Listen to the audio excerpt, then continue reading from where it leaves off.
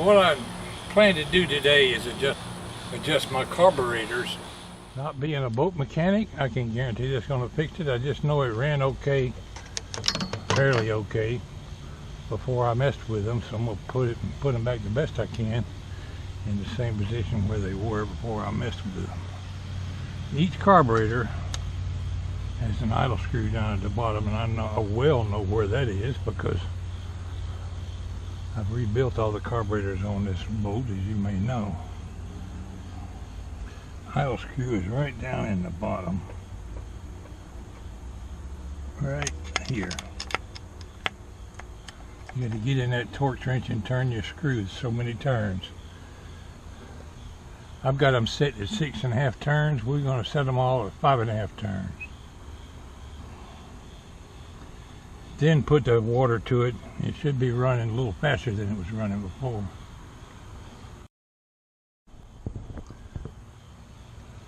I about got my breath back from all this walking around gathering tools and stuff.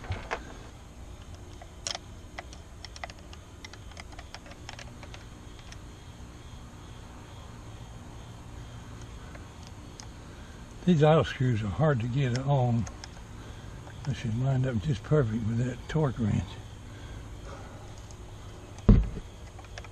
I can see that one down in there.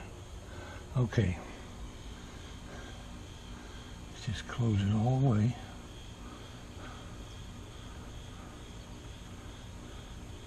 Not tightly because you don't want to damage that needle valve.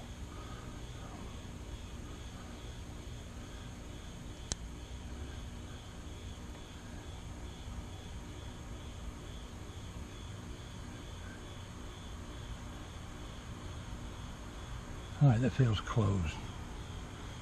1/2, 1, 1.5, 2, 2.5, 3, 3.5, 4, 4.5. By the time I'd try them all at 4.5. 5, 5.5.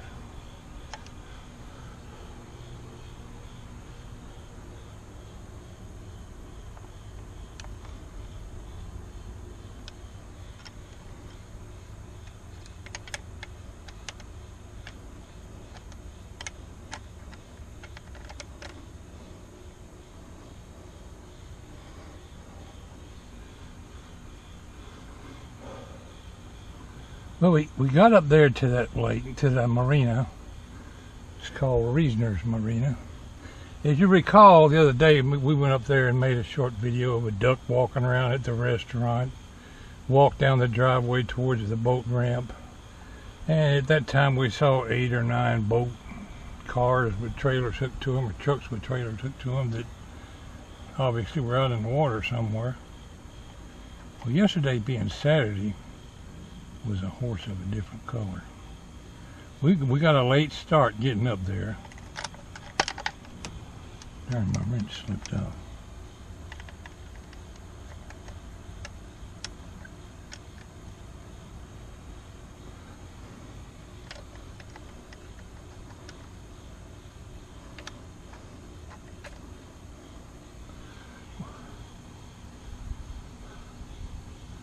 We got a late start getting up there. And we got there about, I'm going to say it was at least 5:30, 5:30. I wanted to spend some time driving around the lake. 1/2, 1, 1.5, 2, 2.5, 3, 3.5, 4, 4.5, 5, 5.5. And just look at my depth finder and hopefully find some good fishing spots before it gets dark, since I'm not familiar with that area. But when we got to the road where you turn in towards the marina, it was wall to wall people. You ain't never seen the likes of all the people that were there. I'll bet you if there was one vehicle there, there was 100 there. They were parked everywhere. There's 2 or 3 roads in that marina, and each one holds a lot of boats. People were everywhere. The restaurant where we made the video of the duck, all those outdoor tables looked like they had added even more tables out there. Were full. The restaurant was full, and people were eating their dinner because it was late, time to eat dinner. I wonder if that's the right wrench.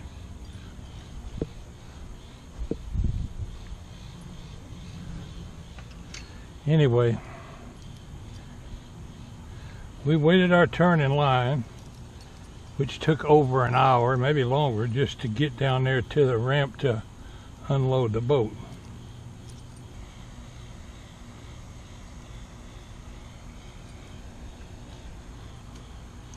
Finally got my turn to get the boat in the water.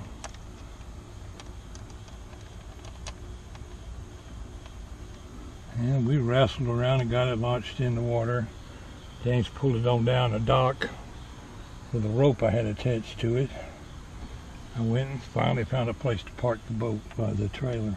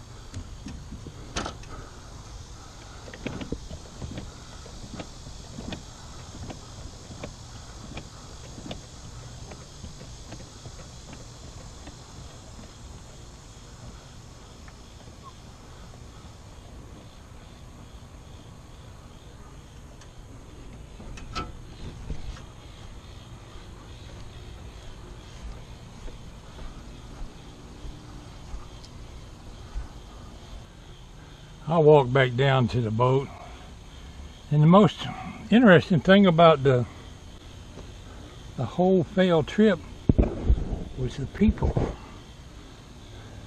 It was quite a show. Walking down the road, went by this guy in this real fine pickup truck. I said, I sure am envious of you. Why? Because of this mighty fine looking truck you're driving. He said, well, thank you. His boat trailer looks even more expensive. It was chrome and everything else. Sure had himself a nice looking truck. I wish I had one of them.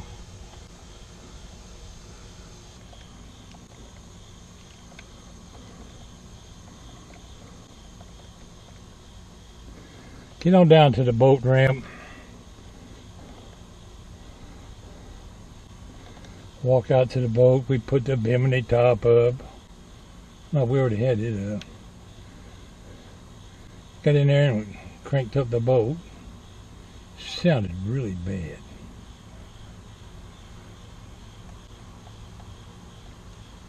One half. Oh hell, it came off. Gotta start over.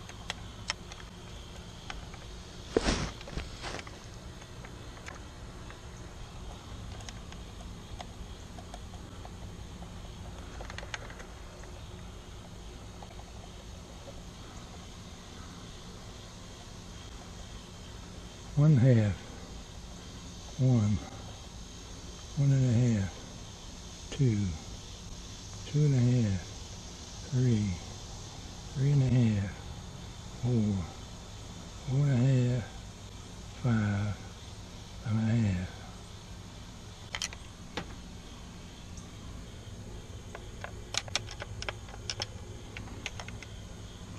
Sure, I ain't got this GoPro pointed quite right. But it was running really rough, so I sat down there and ran it a good 10 minutes hoping it would smooth out. Unbeknownst to me, I couldn't figure out why it got to idling so low and stalling out on me. I had to start it several times. Turns out it's different when you got the motor in the water. All that back pressure from the exhaust and stuff. Well, let's just ride out here in the middle of the cove and see how it handles. And that's what we did. We went a half a mile up the lake there somewhere, a mile maybe. I had a booger bear of a time adjusting that bottom needle valve on this bottom carburetor. Not only is it hard to get the wrench in there, I just couldn't seem to get it in the screw hole. If you recall, back when I first started working on these carburetors, one of these screws up here I lost. Couldn't find it. Well, I just found it. It is down in a little opening on the top of that carburetor, and it was blocking me from getting my wrench on there. It's dark in there, so you couldn't see that. So this video is pretty well stretched out too long to tell my story. I'm going to discontinue the story at this point, and I want to spend my time telling you the story without getting distracted by this carburetor. But the next story I'll post will be a story entitled The Kindness of Other People, or maybe I'll just title it Other People. No, I'll call it The Kindness of Other People. Call it The Kindness and Unkindness of Other People. That'll work. Right now, I've got all my carburetors adjusted back, hopefully the way they were. And I'm going to straighten up the engine, hook up the garden hose, and see if it idles a little better. I won't know until I get it in the lake if it's stalling out on me like it was. Right now I'm going to start it up, and we can look for it to smoke quite a bit, as it usually does when I first start it. And I'm hoping it's going to be running a little better.